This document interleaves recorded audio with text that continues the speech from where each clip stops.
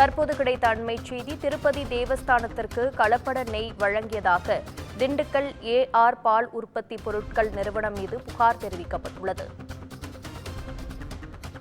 இதுகுறித்த கூடுதல் விவரங்களை எமது செய்தியாளர் காவ்யா வழங்க கேட்கலாம். வணக்கம் காவ்யா, அது குறித்த கூடுதல் விவரங்கள். வணக்கம் சுகன்யா. திருப்பதி லட்டு பிரசாதத்தில் மாட்டு கொழுப்பு கலந்திருப்பதாக தொடர்ந்து பல்வேறு தகவல்கள் வெளியாகி இருந்த நிலையில் திருப்பதி கோயிலுக்கு நெய்யை விநியோகித்த திண்டுக்கல்லை சேர்ந்த ஏஆர் நிறுவனம் மீது தொடர்ந்து புகார் அளிக்கப்பட்டதாக திருப்பதி தேவஸ்தானம் தரப்பில் தெரிவிக்கப்பட்டிருக்கிறது. திருப்பதி லட்டு தயாரிக்க பயன்படுத்தப்படும் நெய் மாதிரியை ஆய்வு செய்ததில் மீன், பன்றி, மாட்டுக் கொழுப்பு, எண்ணெய் உள்ளிட்டவை பயன்படுத்தப்பட்டது தெரிய வந்தது. இது தொடர்பாக திருப்பதி மலையில் முன்னதாக பேட்டியளித்த தேவஸ்தான செயல் அதிகாரி, முன்னாள் முதலமைச்சர் ஜெகன்மோகன் ரெட்டி உத்தரவின் பேரில் லட்டுக்களின் தரத்தை சோதிக்க முடிவு செய்து நடவடிக்கை மேற்கொண்டதாக குறிப்பிட்டார். அப்போது திண்டுக்கல்லை சேர்ந்த ஏஆர் டைரி தரம் குறைந்த நெய்யை விநியோகித்ததாகவும் விற்பனையாளர்களுக்கு எச்சரிக்கை விடுத்திருந்ததாகவும் அவர் தெரிவித்தார்.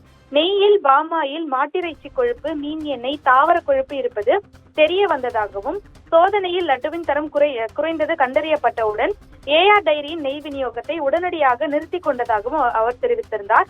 தொடர்ந்து கர்நாடகாவுக்கு சொந்தமான நந்தினி நிறுவனத்திடமிருந்து தரமான நெய்யை பெற்று சுவையான லட்டுகள் தயாரிக்கப்பட்டு வருவதாகவும் அவர் குறிப்பிட்டிருந்தார். கடந்த கால ஆட்சியில் ஏழுமலையானுக்கு படைக்கப்பட்ட நெய்வேத்திய பிரசாத தயாரிப்பிற்கும் கலப்பட நெய்யை பயன்படுத்தப்பட்டது எனவும் அவர் தெரிவித்திருந்தது. தொடர்ந்து திருப்பதியில் கர்நாடக மற்றும் ஆந்திர அரசியல் களத்தில் பெரும் பரபரப்பை ஏற்படுத்தியது. நாடு முழுவதும் உள்ள ஏழுமலையான் பக்தர்களை இந்த செய்தியானது அதிர்ச்சிக்குள்ளாக்கி இருந்த நிலையில் தொடர்ந்து திண்டுக்கல்லை சேர்ந்த இந்த ஏஆர் டைரி நிறுவனத்தின் மீது பல்வேறு விமர்சனங்களும் குற்றச்சாட்டுகளும் எழுந்த வண்ணம் இருந்தன. இந்த நிலையில்தான் திருப்பதி தேவஸ்தானத்தின் கொள்முதல் பிரிவு பொது மேலாளர் முரளி கிருஷ்ணா அளித்திருந்த பேட்டியில் அந்த நிறுவனத்தின் மீது, அதாவது ஏஆர் டைரி ஃபுட்ஸ் நிறுவனத்தின் மீது நடவடிக்கை எடுக்கும்படி திருப்பதி கிழக்கு காவல் நிலையத்தில் புகார் அளித்ததாக தெரிவித்திருக்கிறார். தொடர்ந்து இந்த புகாரின் அடிப்படையில் போலீசார் விசாரணையை தொடங்கியுள்ளதாகவும் கூறப்பட்டிருக்கிறது.